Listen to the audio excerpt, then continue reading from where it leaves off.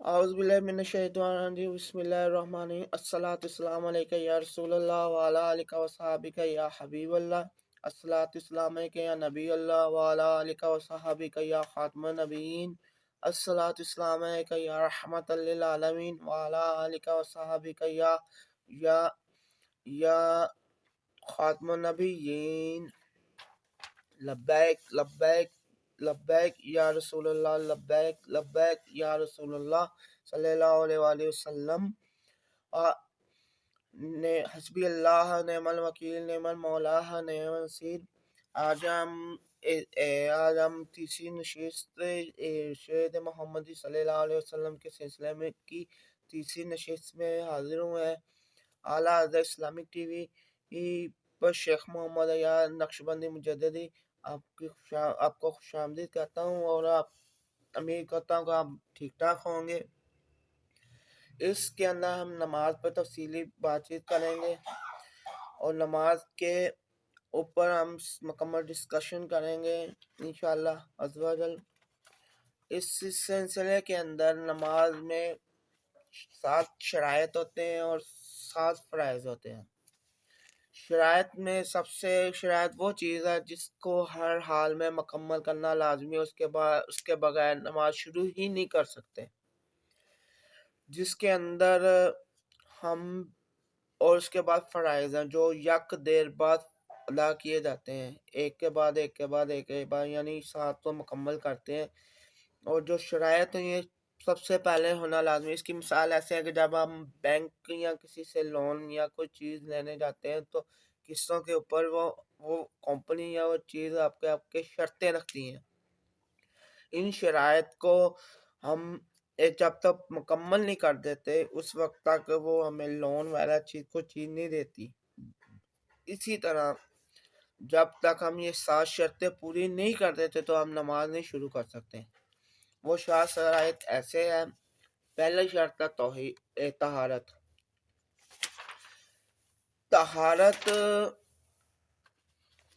طہارت کو پورا طہارت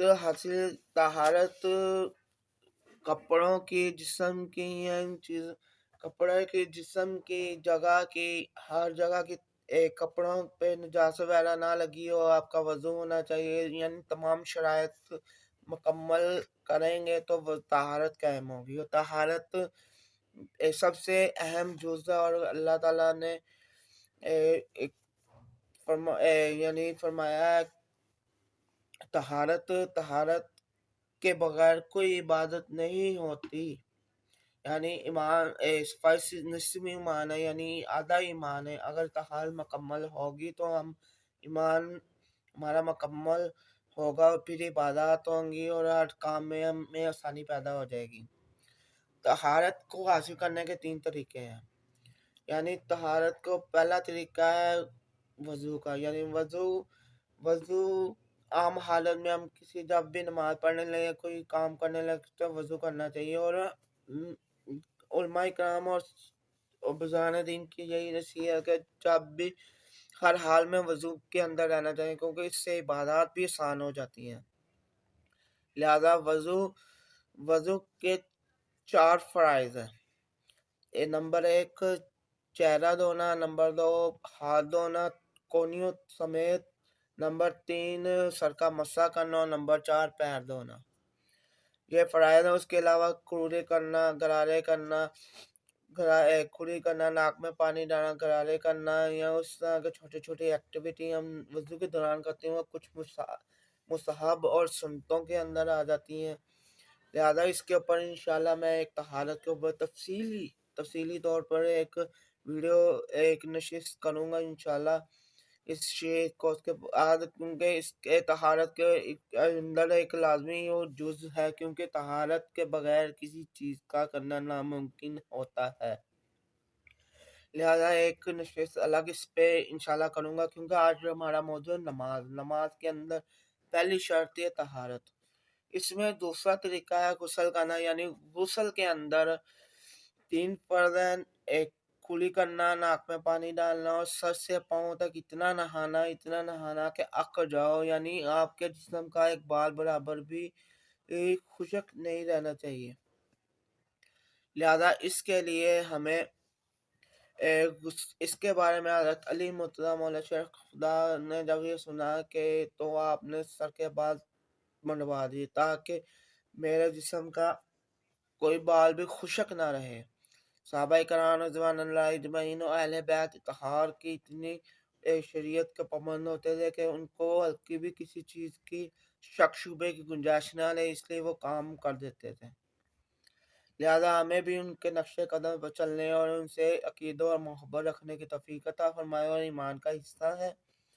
اور تیسرا طریقہ تیمم کے اندر یہ اس صورت میں ہوتا ہے تیمم جب پانی محسر نہ ہو، تو ایک خاص شاید اس کو انشاءاللہ طہارت کے چیپٹر میں تفصیلاً بیان کریں گے، اور اس کا مختصر یہ بتا دیتا ہوں، اس کے اندر بھی 3 فرائض ہیں۔ ایک چہرے کا مسح کرنا، ہاتھوں کا کونیوں تک مسح کرنا، اور پہلا فرض ہے نیت کرنا، کیونکہ یہ اگر وضو ہے، وضو کے لیے، اگر غسل ہے، غسل کے لیے نیت کرنی چاہیے، لیکن جب تک پانی مہیا نہیں ہو جاتا، اگر ہو جاتا ہے تو پھر اس کے فوراً بعد غسل کرنا یا وضو کرنا لازم ہے، اور اس سے نماز پڑھیں گے، کچھ کام کریں گے، ہو جائے گا۔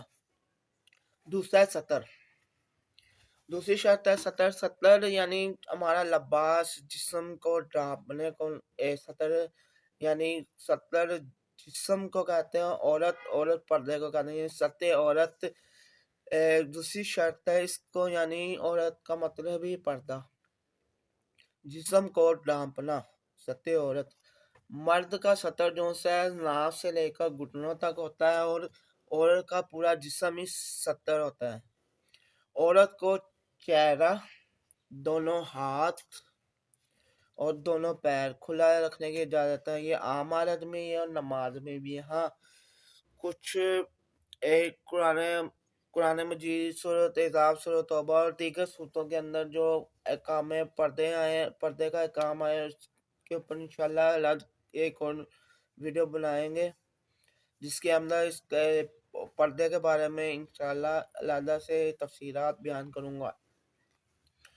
اور اس کے اندر سب سے افضل، اگر آپ کا ناف سے لے کر گھٹنوں تک سطر موجود ہے تو آپ کی نماز، یعنی جیسے دھوتی ہے کوئی چیز، اس میں نماز ہو جاتی ہے، لیکن سب سے افضل ترین طریقہ اور افضل ترین یہ ہے کہ آپ کا مکمل جسم ڈھانپا ہو اور شریعت کے مطابق لباس پہنا ہو، سر پہ امامہ ہو یا ٹوپی ہو یا کوئی چیز ہو۔ اگر سر ڈھانپا نہیں پھر بھی نماز ہے، لیکن سنت یہ ہے کہ آپ سر ڈھانپ کے نماز پڑھیں، مکمل لباس ہو۔ جیسے ہم کسی بادشاہ یا صدر پاکستان سے ملاقات کرنے جاتے ہیں تو اس صورت کے اندر ہم بہت سچ ڈٹ کے اور بہت اہتمام کے ساتھ جاتے ہیں کہ کہیں وہ مجھے کوئی کہہ نہ دے یا آپ نے لباس کیسا پہنا ہے، یہ ہے وہ ہے۔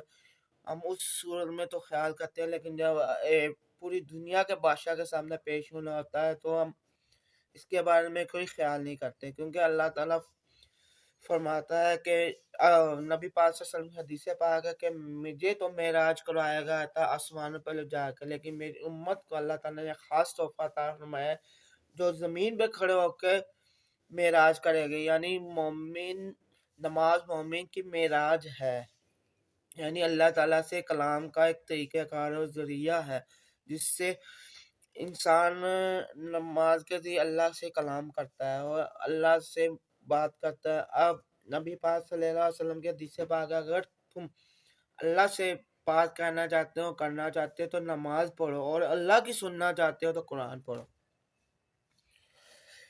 इस मामले में सत्य औरत के मज़ीद तफसीरात पर्दे की अलग से इंशाल्लाह बयान करूँगा। और इसके अंदर तीसरा है वक्त का होना। तीसरी शर्त है वक्त का होना। अगर वक्त नहीं है तो नमाज नहीं हो सकती, जिसके अंदर ज़वाल के वक्त है, दूसरे वक्त है, यानी उस अपने वक्त के अंदर नमाज हो सकती है, उसके अलावा नहीं हो सकती। अगर किसी किस्म का मसला बन जाता है, कोई चीज़ हो जाती है, उस सूरत के अंदर फिर भी हम इस तरीके से नमाज पढ़ेंगे कि साल के दौर में बारिशें इतनी हो रही हैं, सैलाब इतने कि कोई ऐसा शख्स है बाहर में मस्जिद नहीं जा सकता, या कई हो मसले ऐसे हैं, तो उस सूरत में मिसाल के तो ज़ोहर और असर इकट्ठी अदा करनी है। उस सूरत में ये होगा कि ज़ोहर के आखिरी वक्त में, यानी जैसे ही आपने ज़ोहर अदा की तो उसका वक्त ख़त्म हो गया, और असर के इब्तदाई वक्त शुरू हो गया, और असर के इब्तदाई वक्त में आपने असर की नमाज अदा कर ली, इस सूरत में हो जाएगी। लेकिन अपने अपने वक्त के अंदर, हाँ, एक दो मौके ऐसे हैं जिसके अंदर सुन्नत भी है, जैसे ज़ोहरैन है, मगरिबैन है, यानी वो सिवाय हज की हालत में, जब हम हज करने मक्का मुअज़्ज़मा हजाज मुक़द्दस जाते हैं सऊदी अरेबिया, तो उस सूरत में जब हम मैदान अरफात में खड़े होते हैं तो वहाँ ज़ोहरैन अदा की जाती हैं, यानी दो नमाजें इकट्ठी एक ही वक्त के अंदर अदा की जाती हैं।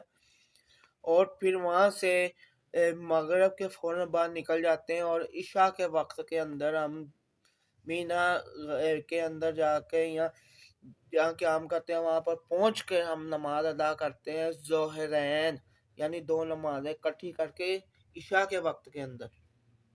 इस सूरत के अलावा आम हालत में कोई इजाज़त नहीं है, लिहाजा इस सूरत अपने अपने वक्त में अदा होगी। लेकिन हज के मौके अंदर अल्लाह ताला ने अपने नेक बंदों को, अपने मोमिनों को, अपने मुसलमान बंदों को ये इजाज़त दी है कि दोनों दोनों नमाजें इकट्ठी करके पढ़ सकते हैं। तीसरा है इस्तक़बाल काबा, यानी किबला रुख होना। यानी अल्लाह ताला ने वाज़ेह तौर पर फरमा दिया है कि जब तक तुम किबले का रुख नहीं करोगे तो तुम्हारी नमाज नहीं होगी। पहले हमें इब्तिदाई इस्लाम के अंदर हमें मस्जिद अक़सा थी, यानी बैतुल मुक़द्दस से हमें पहला किबला था, उसके बाद चेंज करके आप सल्लल्लाहु अलैहि वसल्लम की ख्वाहिश के मुताबिक और अल्लाह के हुक्म से खाना काबा को हमारा किबला बना दिया गया, यानी खाना काबा के मुंह तरफ होना लाजम है। अगर आपको नहीं पता, किसी ऐसे इलाके में चलेंगे आपको सही सिमत का तयन नहीं हो रहा है, मकामी अफराद भी मुहैया नहीं है, तो उस सूरत में जिधर मुंह भी करके पढ़ेंगे नमाज हो जाएगी। अगर दौरान नमाज या किसी नमाज के किसी मरहले के अंदर आपको पता लग जाता है कि किबला किस रुख है, तो आप फौरी तौर पर अपना चेहरा उस रुख तब्दील कर देंगे। और किबले का तलाश करना लाजम है। या आमतौर पर हर मुस्लिम ममालिक के अंदर, यहाँ तक गैर इस्लामी ममालिक के अंदर भी मसाजिद मौजूद होती हैं, और वहाँ पे माहिरीन भी मौजूद होते हैं जो किबले का तयन कर देते हैं। लिहाजा हमारा किबला एक ही है। अब बाद हम बुजुर्गों को सुनते हैं कि अपना किबला दुरुस्त करो, अपना किबला दुरुस्त करो, यानी किबले का मतलब अपनी सिमत दुरुस्त करना है। सिमत दुरुस्त करने से एक रास्ते और यकजहती और यूनिटी का एहसास होता है, क्योंकि हमारा एक किबला एक है, हम मुसलमान हैं, कलमा गो हैं, हमें इख्तलाफात में नहीं पड़ना चाहिए वो क्या है क्या नहीं है। ज़्यादा तौर पे हमें किबले रुख होने से हमें हमारी एक चीज़, और इससे ये भी मालूम होता है कि किबला हमें ये बताता है कि हमारे अंदर फ़िक़ा वारे नहीं होना चाहिए, लसानियत नहीं होनी चाहिए, अरबी अरब अजम फ़िरका रंग नस्ल का भी कोई इम्तियाज़ नहीं होना चाहिए। लिहाजा हम खाना काबा की तरफ मुँह करके नमाज़ पढ़ना लाज़िम है और शर्त है। तीसरा नियत का होना। अगर आपको एक बंदा डंडे के सर पे लेके जाता है, जी नमाज़ पढ़ो, डंडे के सर पे लेकर वो نماز تو ہو جائے گی لیکن اس کا ثواب وہ چیز نہیں پہنچے گی، کیونکہ ہم کسی پر بھی فتویٰ نہیں دے سکتے۔ اگر کوئی علماء کرام یا کسی پر کوئی چیز پہ فتویٰ دیتے ہیں وہ ظاہریت پہ دیتے ہیں، غیب پر کسی کو اختیار نہیں ہے۔ وہ اندر سے کیا ہے، اس کی نیت کیا ہے، وہ اللہ اللہ کا رسول جانتا ہے۔ وہ نیت ہی آپ نے فرمایا کہ اعمال کا دار و مدار نیتوں پر ہے، لہذا کسی عمل یا کوئی کام کرنے سے پہلے نیت کرنا لازم ہے۔ اس کی نیت ہوگی تو وہ کام ہوگا اور اس میں آسانی پیدا ہوگی۔ نیت کیا ہے؟ نیت دل کے ارادے کا نام ہے۔ اگر آپ کا دل ارادہ ہے نماز پڑھوں تو نماز ہوگی، اگر ارادہ نہیں نماز نہیں ہوگی۔ ڈنڈے کے سر پہ کوئی آپ کا پڑھا لے گا لیکن نماز کی وہ فائدہ مندی، وہ عافیت، وہ فائد، وہ چیزیں ہمیں کبھی بھی حاصل نہیں ہو سکتی۔ اور آخری شرط ہے تکبیر تحریمہ، یعنی ایسا عمل جس کے کرنے کے بعد آپ پر کھانا پینا بول چال کرنا ہر چیز آپ پر حرام ہو جاتی ہے۔ یعنی اس کے بہت سے الفاظ ملتے ہیں روایات کے اندر۔ سب سے سنت اور افضل طریقہ یہ ہے کہ تکبیر تحریمہ کہتے ہوئے اللہ اکبر کہتے ہوئے کانوں کی لوموں تک ہاتھ لگا کے اللہ اکبر کہہ کر ہاتھ باندھ لیں۔ یہ تکبیر تحریمہ کا ذکر ہے، طریقہ ہے اور افضل ترین طریقہ ہے۔ اور اس کے بعد آپ کی نماز شروع ہے اور نماز کا پہلا فرض بھی تکبیر تحریمہ ہے، لہذا ہمیں جب بھی نماز شروع کرتے ہیں تو تکبیر تحریمہ کے بعد شروع ہوگی اور پہلا فرض بھی ہے، لہذا تکبیر تحریمہ کے نماز سٹارٹ ہوگی۔ اب کوئی بعض رات کہتے ہیں کہ مختلف روایات ہیں حدیثوں کے اندر، تو میں اس پہ گفتگو اور بحث نہیں کرنا چاہتا کیونکہ میں سادہ نماز کے طریقے اور اس کے اوپر ڈسکشن کرنے کے اختلافی مسائل موجود ہیں اس کے اندر۔ کوئی کہتا ہے کندھوں تک ہاتھ اٹھانا چاہیے، کوئی کہتا ہے کانوں کی لوموں تک اٹھانا چاہیے، یعنی مختلف روایات موجود ہیں جو جس کے حساب سے جو صحیح ہے، یعنی جو علماء فرقہ اور محدثین نے جیسے فقہ حنفیہ کے اندر کانوں کی لوموں تک ہے، بعض کے جو غیر مقلد حضرات ہیں جو اہل حدیث ہیں حضرات ان کے نزدیک کاندھوں تک ہے، اور فقہ جعفریہ یعنی دوسرے جو بھی ہیں ان کے مطابق جو بھی ہے اس صورت میں اتنے تکبیر تحریمہ سب کے اندر مشترکہ ہے۔ نمبر 2 قیام۔ پہلے فرض ہے تکبیر تحریمہ اور اس کے بعد دوسرا فرض ہے قیام۔ قیام کے اندر یہ ہے کہ آپ نے اللہ رب العزت کے بارگاہ میں کھڑے ہو جانا ہے عاجزانہ طور پر، اس کو قیام کہتے ہیں۔ قیام جب ہم اس کے بارے میں یہ وضاحت ہے کہ قیام جب ہم کسی بادشاہ یا کسی ملک کے وزیر یا گورنر یا کسی میر یا کسی کو ملنے جاتے ہیں، یہاں تک کہ اپنے والد صاحب یا کسی سے ملاقات کرتے ہیں تو ہم احتراماً یا اپنے پیر مرشد یا مشائخ یا استاد کے سامنے جیسے ادب احترام سے کھڑے ہوتے ہیں، تو اسی طرح جب ہم بارگاہ الہیہ میں جائیں گے اور پوری کائنات کے بادشاہ کے سامنے حاضر ہوں گے تو عاجزانہ طور پر کھڑے ہوں گے۔ یہ قیام کا مختلف اختلافات موجود ہے، جس کے اندر کوئی کہتا ہے سینے پہ ہاتھ باندھو، کوئی کہتا ہے ناف کے اوپر ہاتھ باندھو، کوئی کہتا ہے ناف پر ہاتھ باندھو، کچھ کہتا ہے زیر ناف ہاتھ باندھو، یعنی مقام ذلت سے اوپر ناف کے نیچے۔ اس کا باندھنے کا طریقہ ایک یہ ہے کہ دائیں ہاتھ کو بائیں ہاتھ کے پشت پر رکھا جائے، دائیں ہتھیلی کو دائیں بائیں کی پشت پہ رکھا جائے۔ یہ کہیں بھی نہیں آیا کہ بازوؤں پہ رکھا جائے یا کہاں پہ۔ اہل حدیث رات کی بھی میں نے اور فقہ حنبلیہ اور شافعیہ مالکیہ بے شمار حدیثیں پڑھی ہیں، اس کے اندر کسی میں یہ نہیں ملتا کہ ایسے کوئی طریقہ ہو۔ کونیوں کا کہیں ذکر نہیں ہے، ہاتھ کا ذکر ہے، ہاتھ دائیں ہاتھ بائیں ہاتھ تو باندھنا چاہیے۔ ہاتھ یہاں تک ہے، کونیے نہیں ہے اس کے اندر. جو کہتے ہیں وہ طویلہ اپنی کرتے ہیں، جو بھی کرتے ہیں اپنے حساب سے کرتے ہیں، جو جس کو فالو کرتا ہے. لیکن بہرحال اس کے اندر یہ ہے کہ دائیں ہتھیلی کو بائیں ہتھیلی کے پشت پر، ہاتھ کے پشت پر باندھا جائے. یہ قیام کا طریقہ ہے. بعض کے نزدیک ہاتھ چھوڑ کے، کچھ مالکی حضرات ہاتھ چھوڑ کے نماز پڑھتے ہیں، اور جیسے ہمارے یہاں پاکستان میں مالکی تو شاید ہی کوئی پایا جاتا ہو، زیادہ تر یہاں پہ اہل تشیع ذات جو ہاتھ چھوڑ کے نماز پڑھتے ہیں. اس کے علاوہ اہل حدیث غیر مقلد حضرات وہ چھاتی پہ ہاتھ باندھتے ہیں، کوئی تھوڑا پیٹ کے اوپر باندھتے ہیں، کوئی نیچے باندھتے ہیں. یہ یعنی اختلاف ہے. عرفی طور پہ افضل و اعلیٰ اولیٰ کا مسئلہ اس میں اتنی لڑائی جھگڑے کی نہیں ہے. جو لوگ کرتے ہیں، لیکن وہ میری نظر میں صحیح نہیں ہے، کیونکہ اس کے اندر یہ مسائل آج سے نہیں ہے، یہ 1400 سال سے ہیں، اور یہ مسائل ائمہ اربعہ کے درمیان بھی رہے ہیں، ائمہ اہل بیت کے اندر بھی رہے ہیں. اختلافات موجود ہیں اس کے اندر.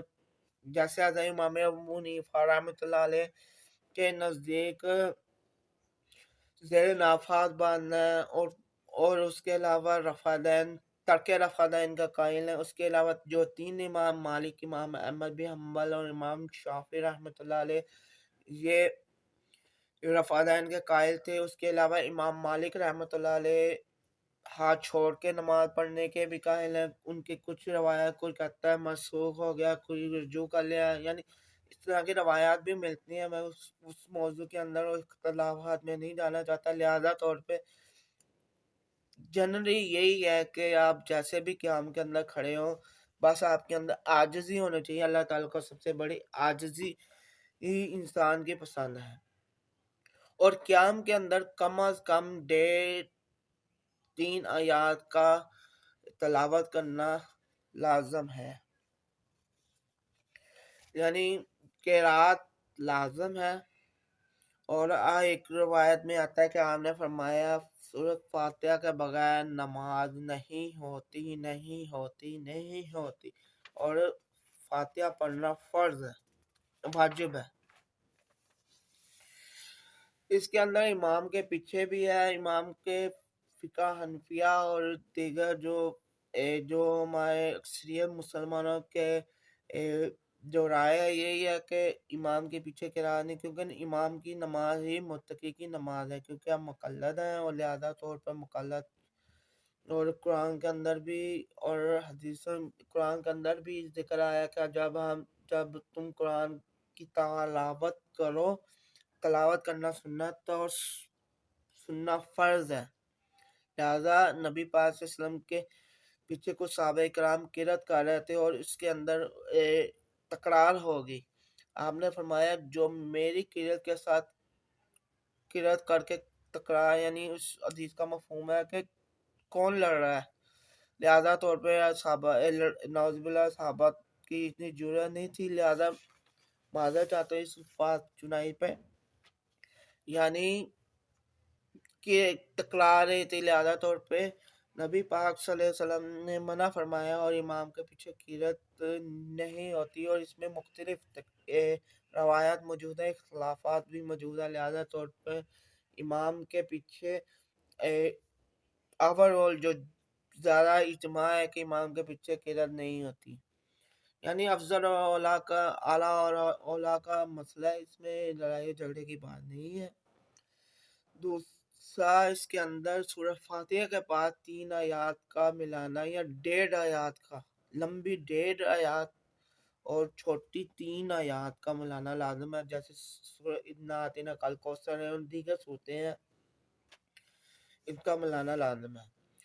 اور جیسے یہ مکمل ہوتا ہے، آپ کا تیسرا فرض مکمل ہوتا ہے. کیا مکمل ہوتا ہے؟ پھر آپ رکوع میں جائیں گے. رکوع میں اس طرح کھڑا جیسے ایک الٹا ایل ہوتا ہے، یعنی اس طرح ہونا چاہیے، جھکنا چاہیے کہ آپ کے اوپر ایک گلاس بھی رکھ دیا جائے تو وہ بھی کھڑا رہے. اگر وہ اس کے اندر کوئی مجبوری ہے شرعیہ نہیں ہوا جاتا یوں، لیکن کم از کم جھکنا رکوع کے اندر لازم ہے. اور وہ کس حساب سے وہ دلوں کے راز اور عاجزی اللہ ہم سے بہتر جانتا ہے، وہ اس کے اندر قبولیت کا ان پہلو ہے۔ اس کے اندر ایک تسبیح کی جاتی ہے، سبحان ربی العظیم، سبحان ربی العظیم 3 دفعہ، 5 دفعہ، 7 دفعہ، جو جتنی دفعہ کر سکتا ہے۔ اور امام کے پیچھے آپ چاہیں جتنی دیر تک امام رکوع میں رہتا ہے تو آپ بھی ظاہر ان کے پیچھے ہوتے ہیں اور ان کے اجازت کے بغیر اٹھتے نہیں، لہذا دور امام کے آپ نے پیروی کرنی ہوتی ہے، جتنی دیر پڑھ سکتے ہیں پڑھ لیں، جتنا پڑھا گیا، لیکن لہذا طور پہ 3 دفعہ پڑھنا سنت ہے۔ اس کے علاوہ رکوع سے بھی کھڑے ہوتے ہیں، پڑھے سمیع اللہ لمن حمیدہ، امام پڑھتا ہے، امام کے پیچھے ہیں تو، ورنہ اکیلے ہیں تو خود ہی پڑھنا ہوگا، اور سمیع اللہ لمن حمیدہ پڑھ کے سیدھا کھڑے ہو جانا ہے، اور فوری اللہ اکبر کا، یعنی یہ آپ کا چوتھا فرض پورا ہو گیا، اور 5ویں فرض یعنی سجود کی طرف جھک جانا ہے، نکل جانا ہے۔ پھر 2 سجدے کرنے ہیں، 2 سجدے پیشانی، آپ کے سجدے میں 8 چیزوں کا ہونا لازم ہے، یعنی آپ کے دونوں ہاتھ زمین پہ لگے ہوں، دونوں گھٹنے لگے ہوں، 4 دونوں پیر لگے ہوں، 6 نمبر 7 اور 8 پیشانی اور ناک دونوں زمین کے ساتھ فل اٹیچ کرنے ہیں زمین، یعنی 8 اعضاء کا زمین کے ساتھ ملانا لازمی ہے، ورنہ آپ کا سجدہ نہیں ہوگا۔ ہاں آپ کو کوئی مسئلہ ہے، مسائل بیماری ہے، کسی وجہ یا کمر کے میں مسئلہ ہے، آپ اتنا جھک نہیں سکتے یا کچھ، اس صورت میں اپنا شریعت اپنا وہ فرض میں سختی ختم کر دیتی ہے، لہذا شرعی عذر کے علاوہ اس میں یہ ہے کہ اگر نماز کے بھی 3 طریقے ہیں، یعنی اگر آپ نماز حال حال میں فرض ہے لیکن آپ شرعی طور پہ یہ اس طرح نماز ادا کرنی ہوتی ہے، لیکن تندرست بندے کا ہے کہ اسی طرح نماز ادا کرے، اگر کوئی بیمار ہے، کوئی چیز ہے وقتی طور پہ یا ضعیف ہو چکا، اس کے لیے یہ ہے کہ بیٹھ کے پڑھے، یا اس سے بھی لا گیا تو لیٹ کے پڑھے اشاروں کے ساتھ، یعنی یہ طریقے موجود ہیں، اس طریقے سے نماز پڑھنا ہوتا ہے، لیکن یہ پڑھنی لازم ہے، اور یہی چیز میں لازم ہے۔ اور آخری فرض ہے تشہد میں بیٹھنا، قرب خیر، جسے قرب خیر بھی کہا جاتا ہے، یعنی بیٹھ کے اللہ کی تسبیح کرنا، تحیاتو پڑھنا، تشہد پڑھنا، تشہد کے بعد دعا، پھر یہ آپ کی نماز مکمل ہوتی ہے۔ اس کے علاوہ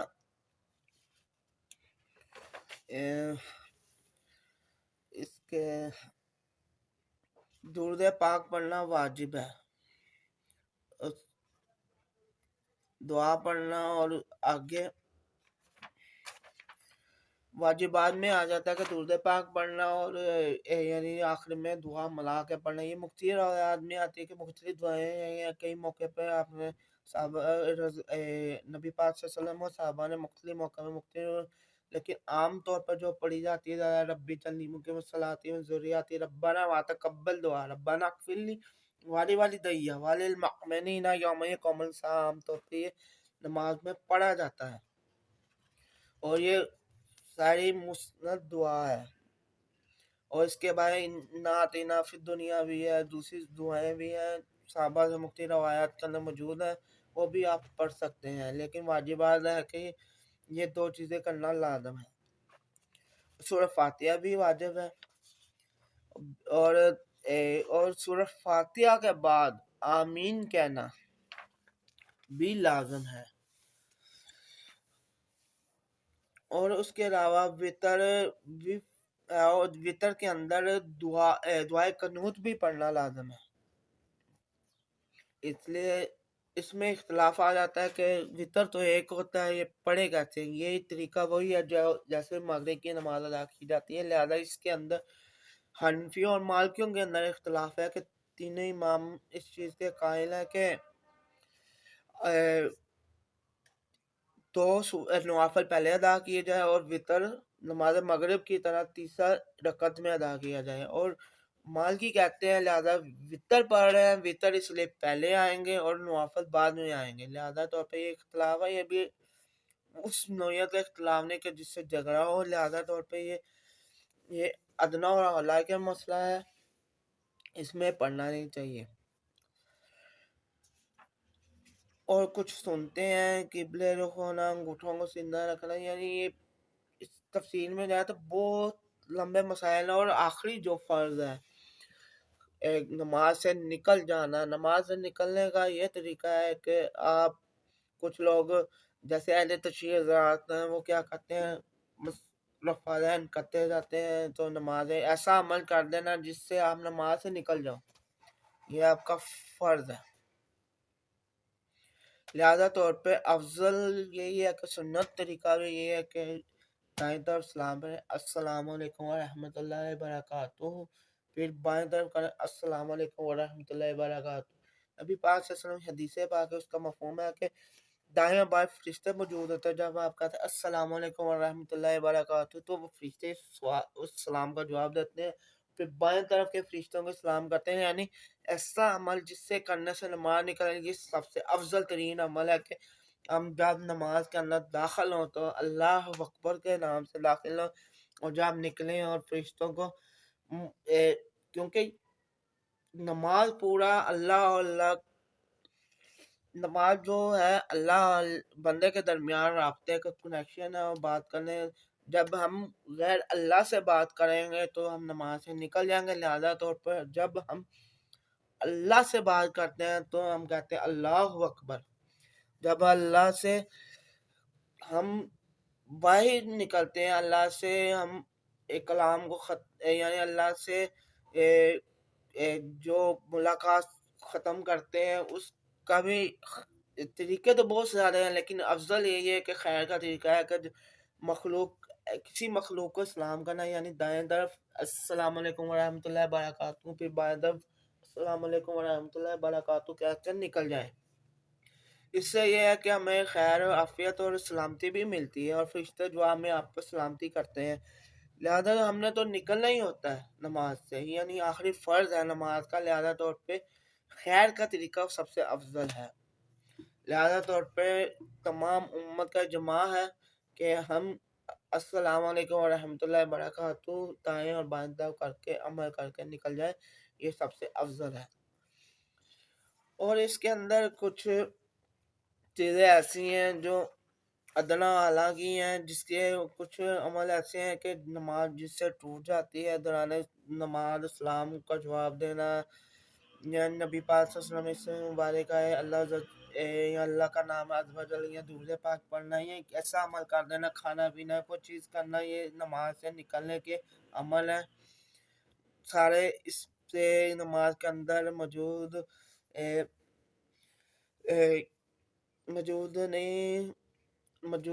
یہ نماز کے اندر موجود ہونے سے ان چیزوں سے بچنا چاہیے، سوائے نبی پاک صلی اللہ علیہ وسلم کی ذات کے علاوہ، باقی کسی کی ذات جب نبی تم کو بلائے جس حالت میں اسی حالت میں آ جاؤ، اور جب تم جہاں سے چھوڑ کے جاؤ گے وہاں پر جا کے دوبارہ اس کو مکمل کر لو۔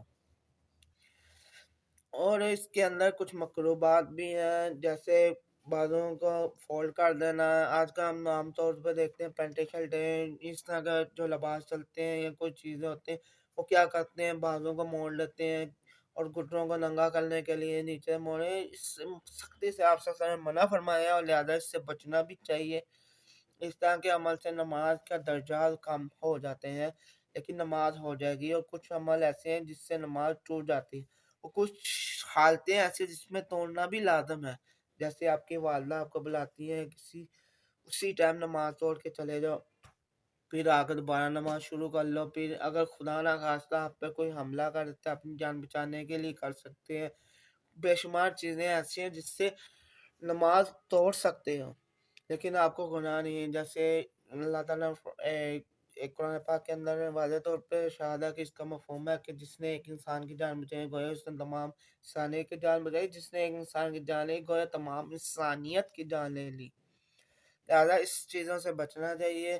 اور इसी सूरत में यानी देर पे खाना आना या इस तरह कुछ चीज़ें होती हैं जिसके से नमाज जाती रहती है, इसलिए उससे बेहतर है गुनाह कबीरा नमाज के अंदर ही कोई ऐसा अमल हो जाए जिससे नमाज का वो चीज़ चली जाए या फजीलत चली जाए या नमाज आपकी फासिक हो, उससे बेहतर है कि आप नमाज तोड़ दें, उस हाजत को, उस चीज़ को मुकम्मल कर लें, फिर आ जाएं।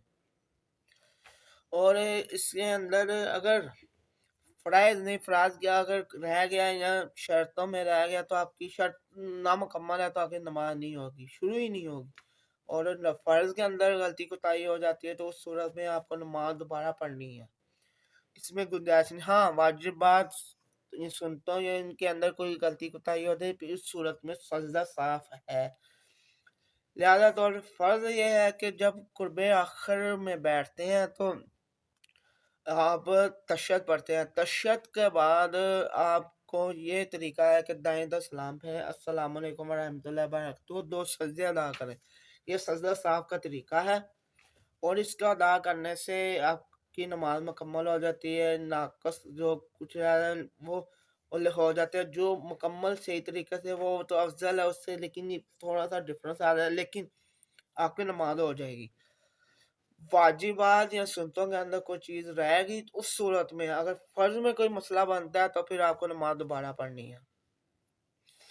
या कुछ ऐसे मसाइल हैं जिस अगर कोई मसला है या कोई आप मुझे कमेंट्स के अंदर सवाल भी कर सकते हैं, लिहाजा यही है कि आप और वितर कैसे पढ़नी है, वितरों का तरीका ये है कि जब आपने आखिर वितर दोनों नवाफ़िल तो वैसे हम जैसे पढ़ते हैं, पहले पढ़ा, दूसरा पढ़ा, फिर तशहद में बैठ गए, फिर तशहद पढ़ के फिर खड़े हो गए, फिर दोबारा पढ़ना शुरू किया क़िरात की, क़िरात के बाद सूरत मलाई, सूरह फ़ातिहा पढ़ी और सूरत मलाई, सूरत के बाद फिर हमने कहना है अल्लाहु अकबर, फिर कहते हुए रफ़ादैन करना है और फिर हाथ बाँध लेने और उसके बाद दुआ क़ुनूत पढ़नी है, अगर नहीं आती है तो कोई उसके बारे में नहीं, अफ़ज़ल तरीन है कि दुआ क़ुनूत पढ़ी जाए। बाद फ़ुरक़ान है, मुख्तलिफ़ दुआएँ के इमाम हसन से भी 1-2 मुशतबा रज़ियल्लाहु से भी मौजूद हैं, कुछ चीज़ें रवायात के अंदर है, कुछ दुआएँ मुख्तलिफ़ भी हैं, वो पढ़ सकते हैं, लेकिन दुआए क़ुनूत पढ़ना अफ़ज़ल है। दुआए क़ुनूत पढ़ेंगे, दुआए क़ुनूत के बाद फिर हम रुकू, फिर जैसे नमाज़ अदा की थी वैसे अदा करनी चाहिए। और इसके अंदर दूसरे एक तरीका है और ज़ायद 6 तकबीरें यानी ईदैन की नमाज के अंदर होती हैं, उसके अंदर ये तरीका है कि आपने तकबीर तहरीमा कहने के बाद 3 ज़ायद तकबीरें अदा कहनी और फिर नमाज क़िरात वगैरह फिर अदा होगी और दूसरे में क़िरात के बाद 3 ज़ायद अदा, यानी ये तरीका है ईदैन का, जो हमारे अक्सर ख़तीब या उलमाए कराम जो नमाज़ ईद जब पढ़ाते हैं वो उस टाइम भी वो तरीका समझा देते हैं। और नमाज़ जनाज़ा के अंदर ये है कि नमाज के अंदर कोई सजदा नहीं होता, पहले तकबीर के बाद सुबहान पढ़नी होती है, दूसरी तकबीर के बाद दुरूद पढ़ना होता है, तीसरी तकबीर के बाद दुआ पढ़नी होती है और चौथी तकबीर के बाद आपने निकलना होता है, यानी मुकम्मल नमाज हो जाती है, यानी मुकम्मल ये नमाज जनाजा है। और इसके अंदर इंशाल्लाह किसी दिन एक वीडियो इंशाल्लाह इसके ऊपर भी नमाज जनाजा के ऊपर बनाया जाए, क्योंकि हमें इंसान के ज़िंदगी रोज़मर्रा के अंदर होते हैं, लेकिन हमारे ऊपर कुछ जिंदाओं के भी हकूक़ हैं और मुर्दों के भी हकूक़ हैं, लिहाजा मुर्दों के हकूक़ के अंदर एक नमाज जनाजा है, मैयत को गुस्ल देना है, कब्र के मंज़िल है, कब्र पे दफनाना, ये मसाइल भी बहुत अहम है। ये हमारे इंशाल्लाह आगे जाके इस पे डिस्कशन की जाएगी, लिहाजा तौर पे ये आज का मैंने नमाज को मुकम्मल करने की कोशिश की है। अल्लाह ताला इस अमल को अपनी बारगाह में कबूल मंज़ूर फरमाए, किसी किस्म की गलती कोताही रह गई अल्लाह ताला इसमें माफ़ी अता फरमाए और किसी किस्म की कोई चीज़ रह गई हो तो आप कमेंट्स करके मुझे उसके बारे में पूछ सकते हैं। लिहाजा तौर पे आप तमाम हज़रात को गुज़ारिश है कि मेरे चैनल को सब्सक्राइब कर लें आला इस्लामिक टीवी को और अपने प्यार मोहब्बत और लाइक कर दें और अपने प्यार मोहब्बत का सबूत दें। लिहाजा तौर पे बंदा ना चीज़ कोशिश तो करता है, लेकिन कबूल करना अल्लाह की ज़ात है اور पसंद नापसंद आना आपके ऊपर मुयस्सर होता है, बंदा अल्लाह को हाज़िर नाज़िर आके करता है। और लिहाज़ा तो सियालकोट का जो मसला है, इसके ऊपर मैं थोड़े से ये कहना चाहूँगा कि कुछ हज़रात इस वाक़ये को लेकर मज़हबी जमातों के ऊपर या मज़हब के ऊपर उँगली तनकीद का नाम इशारा करते हैं, या तो इनको भी सोचना चाहिए, शर्म करनी चाहिए। लिहाज़ा और जिन्होंने ये एक्ट किया है, उनके लिए यही है कि शरीयत के इस्लामी कावानीन मौजूद हैं हमारे मुल्क के अंदर, 95 ए, बी, सी इस तरह मुख्तलिफ सेक्शंस हैं जिसके अंदर इसका भी हल है। उसका यही है कि इस्लामी रियासत के अंदर कोई भी किसी मुसलमान को इख्तियार नहीं पहुँचता कि वो ये एक्ट खुद करे। ये रियासत का काम होता है, इसके अदारों का काम है, जैसे पुलिस है, FIA, ISI, इस तरह की जो एजेंसीज हैं, ये इनका काम होता है अरेस्ट करना, इस पे मुकदमा करना। जुडिशरी का काम होता है इस पे जजमेंट देना, काजी इस पे पूरे इन्वेस्टिगेशन करवाता है, या मुकम्मल करके इसका मुकम्मल प्रोसेस तरीक़ाकार होता है। मुझे ज़्यादा यही दरख्वास्त है मेरे हुकूमत पाकिस्तान से, वज़ीर-ए-आज़म पाकिस्तान से, सदर पाकिस्तान से, आर्मी चीफ़ और चीफ़ जस्टिस ऑफ पाकिस्तान से, कि ये वाक़यात कुछ हुए हैं, कुछ लिबरल लोग भी इसको उठाते हैं, ये करते हैं। ऐसे वाक़यात नहीं होने चाहिए और इसकी मज़म्मत करते हैं। लिहाज़ा तौर पे अगर कोई गैर मुस्लिम या कोई भी शख़्स ऐसा, या मुसलमान ही क्यों न कोई इस तरह का एक्ट करता है, इस सूरत में के अंदर हमें कानूनी चाराजोई करनी चाहिए, ला के अपने हाथ में लेकर उसका काम तमाम कर दें। लिहाजा इसके ऊपर यही है कि तमाम उलमा का इत्तेफाक है, और अदना बंदा इसके अंदर कुछ नहीं कर रहा। मुझसे बेहतरीन मुफ्तियाँ कराम मौजूद हैं, इनसे भी अपनी राय का इज़हार कर चुके हैं, और जिस जमात के ऊपर ये थोड़ा सा इन्होंने इल्ज़ाम लगाने की कोशिश की, उनका भी बयानिया आ चुका है। लिहाजा तौर के इसके अंदर यही है कि ये हुकूमत वक्त और हमारे अदालती निज़ाम का तरीक़ाकार होता है, जिसके अंदर इसको सज़ा जज़ा दी जाती है। लिहाजा तौर पे इसके ऊपर इन्वेस्टिगेशन होनी चाहिए थी, लेकिन उससे पहले ही लोगों ने अपना इसके ऊपर एक्ट किया और इसको एक गैर मुल्की शहरी को कत्ल कर दिया। लिहाजा तौर पे इसके ऊपर ये अफ़सोसनाक वाक़या है। लिहाजा तौर पे अदारों को भी यही है कि दरख्वास्त है कि इसके ऊपर फुल फॉर इन्वेस्टिगेशन होनी चाहिए, और जो इसके अंदर कसूरवार हैं उनको सज़ा होनी चाहिए। लिहाजा ये ना सिर्फ इस्लाम बल्कि पाकिस्तान की बदनामी का बायस बनता है। ये देखो जी, उधर ये हो गया, ये हो गया। इस तरह के जो गैर मुल्की और इस्लाम दुश्मन ताकतों को भी मौका मिलता है। लिहाजा तौर पे मैं दरख्वास्त करता हूँ वज़ीर-ए-आज़म पाकिस्तान इमरान खान साहब से, जो इस्लामी रियासत और मदीने की रियासत का दावेदार बनते हैं, लिहाजा उनसे ये दरख्वास्त है कि इसके फुल फॉर इन्वेस्टिगेशन होनी चाहिए, और इसके अंदर जो छुपे हुए हक़ाइक़ इनको सामने लाना चाहिए।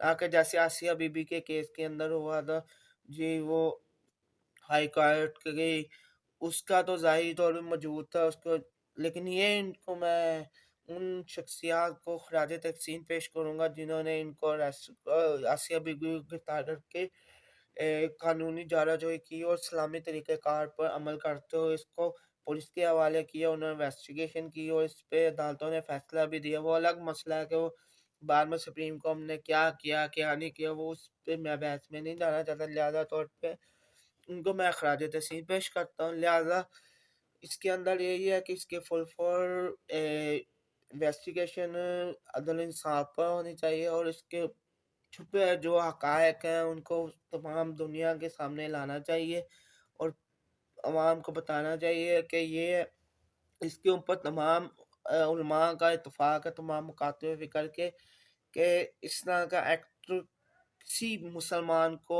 कोई इख्तियार नहीं कि वो उस पे कोई ऐसा अमल करे। लिहाजा तौर पे हमें मुताहत रहना चाहिए, इस तरह के एक्ट से बचना चाहिए, और ये अल्लाह के रसूल के भी नाफरमानी का बाइस बनते हैं। लिहाजा तौर पे हम तो इश्क रसूल में कर रहे होते हैं, लेकिन हमें ये नहीं पता होता कि इश्क रसूल में वो अल्लाह के रसूल के ऊपर तनकीद और अल्लाह रसूल की नाराज़गी का बाइस बन जाते हैं। लिहाजा तौर पर हमें पता भी नहीं होता इस चीज़ का। ہمیں لہٰذا طور پہ علماء کی رجوع کرنا چاہیے اور اس کے اوپر مس ہیلڈنگ نہیں کرنی چاہیے۔ اگر ہمارے ملک کے اندر کچھ مختلف روایات کو مختلف ذرائع کے مطابق کوئی 25 ہے کوئی 30 ہے، گستاخ رسول اب بھی جیل کے اندر قائد ہیں اور ان کو عدالتوں نے سزائے موت بھی دے دی، لیکن اس پہ بھی کوئی عمل نہیں۔ ہمارے یہی درخواست ہے کہ جو گناہ گار ہیں ان کو سزا ملنی چاہیے، سزا اور جزا شروع ہونی چاہیے۔ اس سے یہ ہوگا کہ ہمارے کرائم ریٹ نیچے جائے گا اور کسی کو بھی جرأت نہیں ہوگی کہ اسلام کے اشعار کا، اسلام روایات کا اور ملک پاکستان کے قانون کا پامال کرے۔ لہذا طور پہ پاکستان کی گورنمنٹ یعنی وزیر اعظم پاکستان عمران خان صاحب، صدر پاکستان عارف الوی صاحب، چیف جسٹس پاکستان اور آرمی چیف کو بھی درخواست کرتا ہوں لہذا طور پہ اس کے فل فور عدلی طور پہ میرٹ پر اس کی انویسٹیگیشن ہو اور اس کے ذمہ داران کو گرفتار کیا۔ اگر خدا نہ خواستہ اگر اس نے ایسا بھی کیا تھا، اس صورت میں بھی کسی کو حق نہیں تھا کہ اس کو قتل کرتے۔ لہٰذا یہ اس معاملے میں آسیہ بی بی میں جو اس وقت جنہوں نے آسیہ بی بی کے کیس کے اندر جنہوں نے ان کو بی بی کو اریسٹ کروا دیا، جو بھی کروا، میں خراج تحسین اس لیے پیش کر رہا ہوں کیونکہ انہوں نے اپنے پاکستانی ہونے اور مسلمان ہونے کا ثبوت دیا اور یہ فیصلہ عدالتوں پر چھوڑا۔ لہذا وہ الگ مسئلہ ہے کہ اس کو کیا ہوا کیا نہیں ہوا۔ لہذا طور پر میری درخواست ہے کہ اس پہ فل فار میرٹ بیس پر انویسٹیگیشن ہونی چاہیے۔ اگر اس کے اندر وہ شخص گناہ گار تھا، اس صورت میں بھی اس طرح کا عمل نہیں ہونا چاہیے۔ لہذا طور پر میں یہی ہے کہ اللہ کے رسول کے بتائے کام پر عمل کرنا چاہیے اور ہم گناہ گاروں کو بھی سوچنا چاہیے کہ ہم کیا کر رہے ہیں۔ لہذا طور پہ حکومت پاکستان کی یہ مشکل گھڑی ہے، اس کے اندر حکومت پاکستان کو بھی اپنا رول ادا کرنا چاہیے، اس کی انویسٹیگیشن ہونی چاہیے اور اس میں ملوث افراد ہیں ان کو بھی سزا ہونی چاہیے۔ لہذا اور اس قانون کسی بھی قانون پر سختی سے عمل ہونا چاہیے اور کسی قسم کے جرم کو اس لیول پر نہیں پہنچنا چاہیے۔ لہذا کچھ لوگ جو جنہیں مرزا جیسے ہیں جو تنقید کا باعث بنا رہے ہیں، ان کو بھی میں کہنا چاہوں گا لہذا پہلے اپنے گریبان کے اندر جھانکو۔ تم جیسے دہشت گرد کہہ رہے ہو ایسے ہونا چاہیے ایسے ہونا چاہیے، لہذا طور پہ اپنا بھی سوچو تم سے بڑا دہشت گرد کون ہے جو کہتا ہے کہ فرقہ واریت پھیلانے میں پیش ہے۔ تم نیا دین لے کے آ گئے جو نبی پاک صلی اللہ علیہ وسلم نے اور بزرگان دین نے اور صحابہ کرام جن کے بارے میں خیر والا عمل بتایا گیا ہے، خیر کا زمانہ بتایا، ان کو تم کہتے ہو کہ اپنی علم کی بیس سے کسی صحابی کو بھی کافر کہہ دو تو اس میں کوئی حرج نہیں ہے۔ تم کن کو پرموٹ کر رہے، یہودیوں کو یا اپنے آپ کو؟ اس طرح کے موضوع پہ ایشو اٹھا کر آپ لوگوں اشتہار دلاتے ہیں اور حکومت پاکستان سے بھی درخواست کرتے ہیں ان جیسے عناصر کو ختم کرنا چاہیے، کیونکہ یہ نہ صرف ملک پاکستان اور فرقہ واریت بنانے میں بھی اہم کردار ادا کر رہے ہیں۔ لہذا یہی ہے کہ اللہ تعالیٰ ہدایت فرمائے۔ آج کی نشست کو یہاں پہ اختتام پذیر کرتا ہوں۔ لہذا تو میری درخواست ہے کہ ہمارے چینل کو سبسکرائب کر لیں اور گھنٹی کے بیل کا آئیکن کو دبا دیں تاکہ ہماری آنے والی نئی ویڈیو کو آپ تک آسانی کے ساتھ پہنچ سکے۔ آپ سے میں الوداع چاہتا ہوں۔ شیر محمد ریاض نقشبندی مجددی۔ الوداع، اللہ حافظ۔